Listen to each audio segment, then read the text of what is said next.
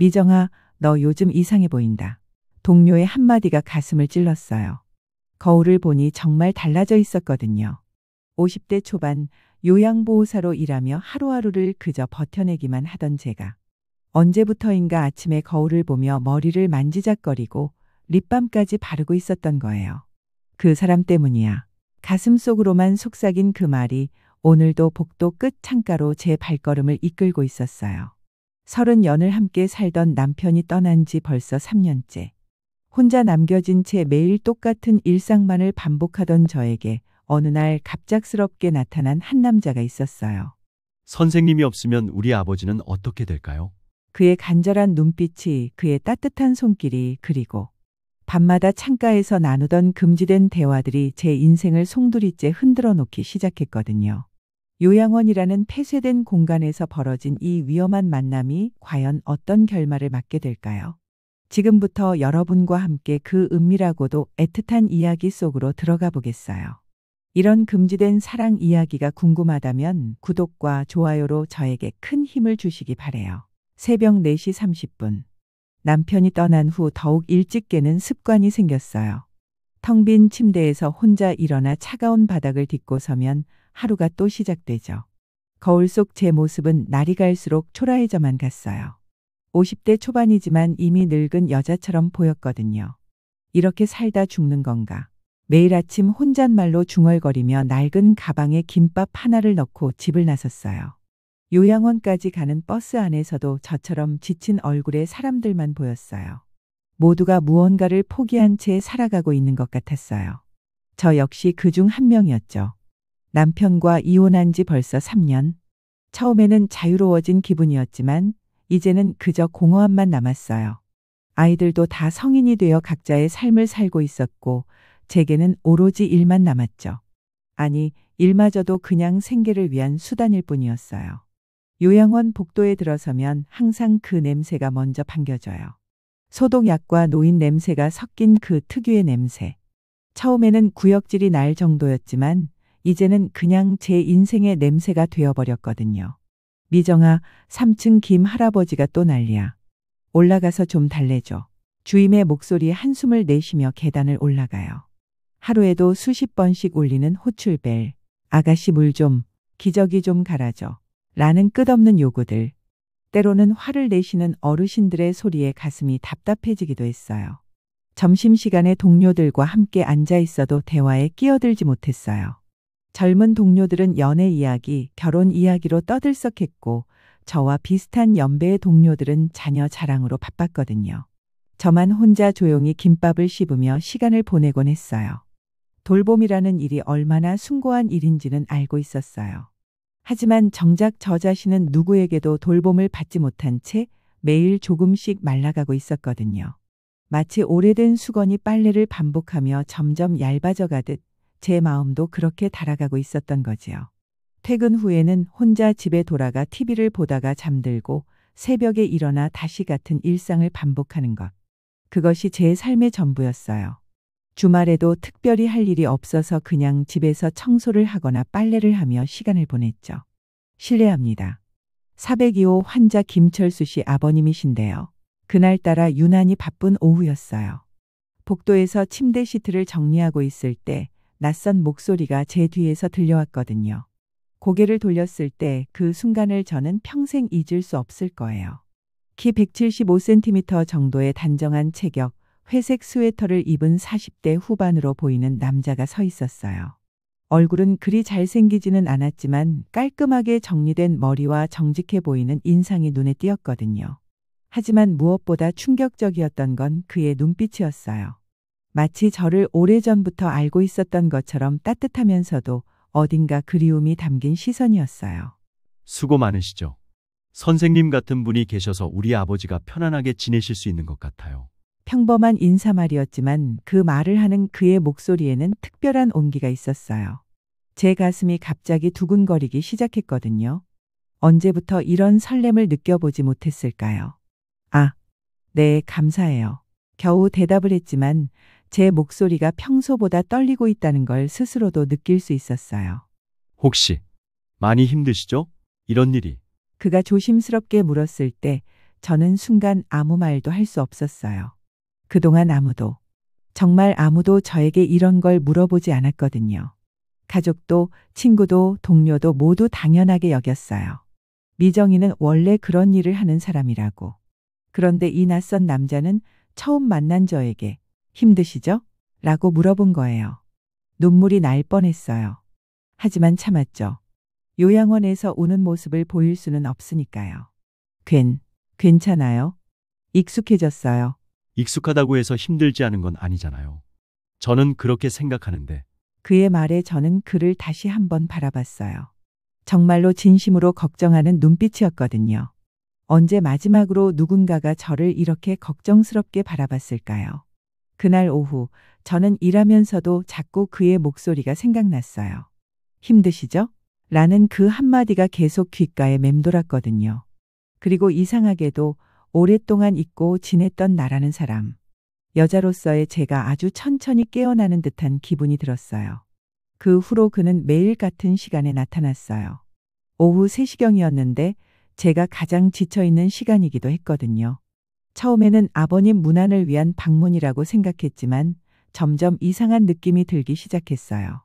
그는 아버님을 돌본 후에도 복도에 머물며 저를 기다리고 있었던 거예요. 다른 보호자들은 대부분 짧은 면회를 끝내고 바로 돌아가는데 그는 달랐어요. 미정 선생님, 잠시 시간 되시면 아버지 상태에 대해 좀 물어봐도 될까요? 처음에는 정말로 아버님에 대한 질문들이었어요.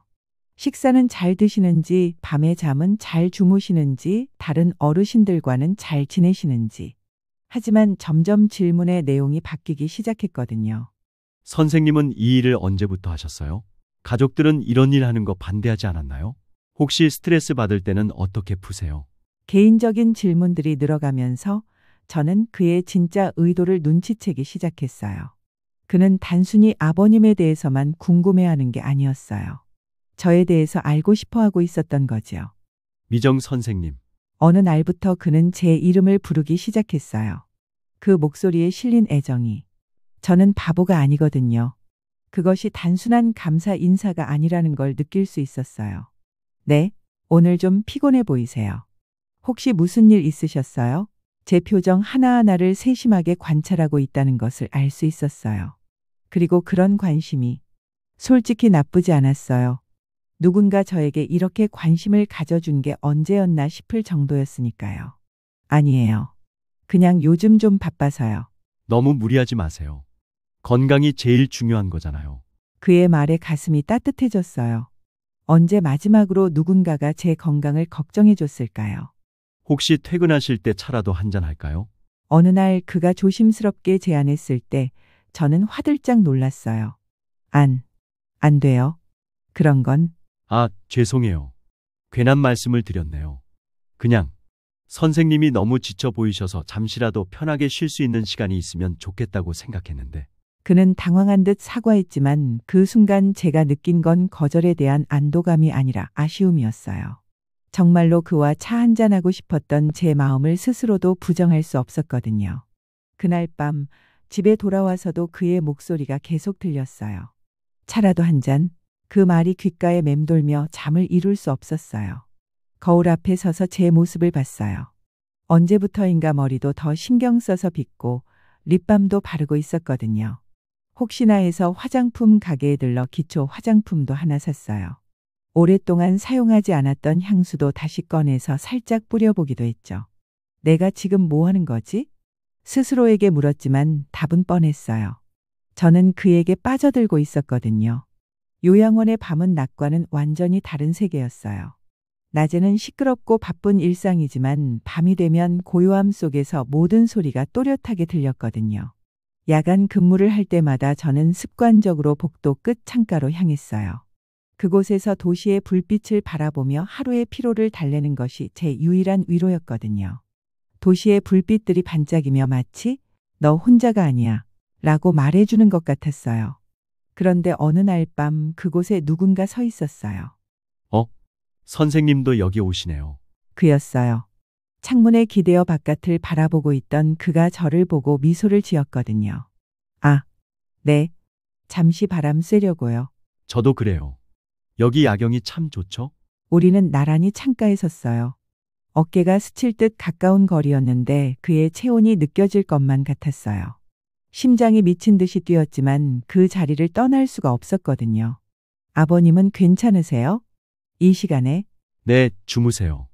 저는 잠이 잘 안 와서 나왔어요. 그러시구나. 정적이 흘렀어요. 하지만 어색하지 않았어요. 오히려 이상하게 편안했거든요. 선생님, 혹시 결혼하셨어요? 갑작스러운 질문에 저는 깜짝 놀랐어요. 저는 이혼했어요. 3년 전에. 아, 그러셨구나. 죄송해요. 괜한 질문을. 아니에요. 괜찮아요? 저도 혼자예요. 아내를 5년 전에 잃었거든요. 그의 고백에 저는 그를 바라봤어요. 그의 눈빛에서 깊은 슬픔을 읽을 수 있었거든요. 힘드셨겠어요? 처음엔 그랬죠. 매일 아내 생각만 하며 살았는데. 하지만 이제는 괜찮아요. 시간이 약이더라고요. 그러게요. 저도 처음엔 많이 힘들었는데 하지만 이제는 새로운 만남에 대한 기대도 생기더라고요. 그가 저를 바라보며 말했을 때 저는 그 말의 의미를 정확히 알 수 있었어요. 그날부터 우리의 야간 만남이 시작되었어요. 제가 야간 근무를 하는 날이면 그도 어김없이 그 시간에 나타났거든요. 아버님을 위해서라는 핑계였지만 실제로는 저를 보러 온다는 것을 우리 둘 다 알고 있었어요. 미정 씨, 어떻게 이런 일을 시작하게 되셨어요? 어느 날 밤 그가 저에게 물었어요. 원래는 초등학교 교사였어요. 20년 넘게 했는데 이혼하고 나서 여러 가지가 달라졌죠. 새로 시작하고 싶었어요. 교사셨구나. 그럼 아이들을 좋아하시겠네요. 네, 좋아해요. 제 자식들도 다 성인이 되었지만 가끔 그리워져요. 아이들 웃음소리가. 저도 아이를 원했는데 아내가 아이를 가질 수 없는 몸이었어요. 그래도 둘이서 행복하게 살았는데 그의 목소리에 아련한 그리움이 묻어 있었어요. 많이 사랑하셨나 봐요. 네. 하지만 이제는 새로운 사람을 사랑할 준비가 됐어요. 그가 제 눈을 바라보며 말했을 때 제 심장은 쿵쾅거렸어요. 우리의 대화는 점점 더 깊어졌어요. 서로의 과거, 상처, 희망에 대해 이야기했거든요. 그런 대화를 나누는 동안 저는 제가 얼마나 외로웠는지를 깨달았어요. 미정 씨는 언제 가장 행복하세요? 글쎄요. 요즘에는 잘 모르겠어요. 그냥 지금 이 순간이 좋은 것 같아요. 지금 이 순간이요? 네. 이렇게 조용히 대화할 수 있는 시간이요. 그는 제 대답에 만족스러운 미소를 지었어요. 그리고는 조심스럽게 제 손에 손을 올렸거든요. 미정 씨, 순간 전신의 전기가 흐르는 것 같았어요. 얼마나 오랫동안 누군가의 따뜻한 손길을 그리워했는지. 저도 모르게 눈물이 흘렀어요. 울지 마세요. 제가 여기 있잖아요. 그는 다른 손으로 제 뺨에 눈물을 닦아주었어요. 그 순간 저는 더 이상 참을 수 없었어요. 안 돼요. 이러면 안 돼요. 왜요? 우리가 뭘 잘못했나요? 우린 이런 사이가 아니잖아요. 그럼 어떤 사이인가요? 선생님, 저는 선생님이 좋아요. 정말 많이. 그의 고백에 제 마음은 완전히 무너져 내렸어요. 저도 당신이. 말을 끝내지 못했지만 그는 제 마음을 알았어요. 그리고 조심스럽게 저를 안아주었거든요. 얼마나 오래 안겨 있었을까요? 그의 심장 소리가 제 귀에 또렷이 들렸어요. 저와 똑같이 빠르게 뛰고 있었거든요. 다음 날부터 저는 완전히 다른 사람이 된 것만 같았어요. 거울을 보며 화장을 하고 평소보다 예쁜 옷을 골라 입었거든요. 동료들이 미정아, 너 요즘 이상하게 예뻐졌네? 라고 말할 정도였어요. 무슨 좋은 일 있어? 같은 층에서 근무하는 영미가 궁금해했어요. 그런 거 없어. 그냥 기분이 좋아서. 하지만 속으로는 온통 그 생각뿐이었어요. 오늘도 그가 올까? 어떤 이야기를 나눌까? 혹시 어제 일을 후회하고 있지는 않을까? 오후 3시가 되면 자연스럽게 402호 쪽을 바라보게 되었어요. 그의 발걸음 소리가 들리면 가슴이 뛰었고 그가 제 이름을 부르면 온몸에 전율이 흘렀거든요. 하지만 동시에 불안감도 커져갔어요. 요양원에서의 이런 관계가 들키면 어떻게 될까요? 주변의 시선들, 소문들. 생각만 해도 끔찍했어요. 미정 선생님, 잠깐 사무실로 올 수 있을까요? 어느 날 원장의 부름에 가슴이 철렁 내려앉았어요. 혹시 들킨 걸까요? 최근에 김철수 어르신 아드님에 대한 얘기가 나왔는데요. 네, 그분이 선생님을 많이 칭찬하시더라고요. 아버님 돌봄에 특별히 신경 써주신다고. 그래서 이번 달 우수 직원상 후보에 올려놓았어요. 다행히 좋은 이야기였지만 저는 더욱 조심스러워졌어요. 벌써 사람들이 눈치채고 있는 건 아닐까요? 감사해요. 앞으로도 최선을 다할게요. 그런데 너무 개인적으로 친해지는 건 조심하세요. 여기서는 선을 지키는 게 중요하니까. 원장의 경고에 온몸이 얼어붙었어요. 역시 뭔가 눈치채고 있었던 거예요. 그날 밤 창가에서 그를 만났을 때 저는 솔직하게 말했어요. 우리 이러다가 들키면 어떡해요? 원장님이 벌써 뭔가 눈치챈 것 같아요. 걱정하지 마세요. 조심할게요. 그는 제 손을 꼭 잡으며 말했어요. 하지만 저는 선생님을 포기할 수 없어요. 이제 와서는 그의 간절한 눈빛에 저는 또다시 마음이 흔들렸어요. 어느 날 밤 비가 심하게 내리고 있었어요. 야간 근무 중이던 저는 창가로 향했고 역시 그가 거기 서 있었거든요. 비가 많이 오네요. 네. 집에 가지 말고 여기서 기다리세요. 제가 차로 데려다 드릴게요. 안 돼요. 그러면 더 위험해요. 그럼 어떡해요? 이 비에 어떻게 가세요? 그는 진심으로 걱정하는 눈빛이었어요. 그 순간 저는 깨달았어요. 이것은 단순한 호감이나 외로움이 아니라는 것을. 당신, 정말로 저를 좋아하는 거예요. 미정 씨. 저는 선생님 없이는 못 살 것 같아요. 그는 저를 벽 쪽으로 살짝 밀어붙이며 간절한 눈빛으로 말했어요. 복도에 아무도 없다는 것을 확인한 후 그는 제 얼굴에 손을 대고 천천히 가까워졌거든요. 안 돼요. 제가 작은 목소리로 말했지만 정작 제 몸은 그에게서 멀어지지 않았어요. 미정 씨. 그의 입술이 제 이마에 살짝 닿았어요. 그 순간 온몸에 전율이 흘렀거든요. 나 이상해져요. 당신 때문에. 저도 마찬가지예요. 선생님을 만난 후로 모든 게 달라졌어요. 우리는 서로를 아는 채 한참을 서 있었어요. 빗소리만이 고요한 복도에 울려 퍼지고 있었거든요. 미정 씨, 저와 함께 새로운 시작을 해보지 않을래요? 무슨 말이에요? 이곳을 떠나서 저와 함께 살아요. 제가 선생님을 행복하게 해드릴게요. 그의 제안에 저는 혼란스러웠어요. 정말로 그런 게 가능할까요? 너무 성급한 것 같아요. 우리 아직 잘 모르잖아요. 하지만 저는 확신해요. 선생님이 제게 꼭 필요한 사람이라는 걸. 다음 주 제가 가장 두려워하던 일이 일어났어요. 미정아, 너 요즘 이상하지 않니? 같은 층에서 근무하는 선배 간호사가 의심스러운 눈빛으로 물었어요. 뭐가요? 402호 보호자 말이야. 너무 자주 오는 것 같지 않아? 그리고 너랑 얘기하는 시간도 길고. 혹시 뭔가 있는 거 아니야? 가슴이 쿵쾅거렸어요. 역시 들키고 있었던 거예요. 그냥 아버님 때문에 걱정이 많으신가 봐요. 그런가. 그래도 조심해. 여기서 보호자랑 개인적으로 가까워지면 문제될 수도 있어. 특히 남자 보호자랑은 더욱. 그날 밤 창가에서 그를 만났을 때 저는 이 사실을 말했어요. 사람들이 눈치채고 있어요. 동료들이 의심하기 시작했어요. 그의 표정이 심각해졌어요. 그럼 잠시 만나지 말까요? 그게 좋을 것 같아요. 하지만 막상 그렇게 말하고 나니 가슴이 아팠어요. 이제 그를 보지 못한다니. 미정 씨, 저는 선생님을 잊을 수 없을 것 같아요. 저도 그래요. 그럼 연락처라도 교환해요. 전화로라도 이야기할 수 있게. 우리는 조심스럽게 핸드폰 번호를 교환했어요. 그것만으로도 마음이 조금 안정되었거든요. 우리는 마지막이 될지도 모르는 그 순간을 오래도록 기억에 담으려 했어요. 그 후로 그는 아버님 면회 시간에만 짧게 왔다 가셨어요.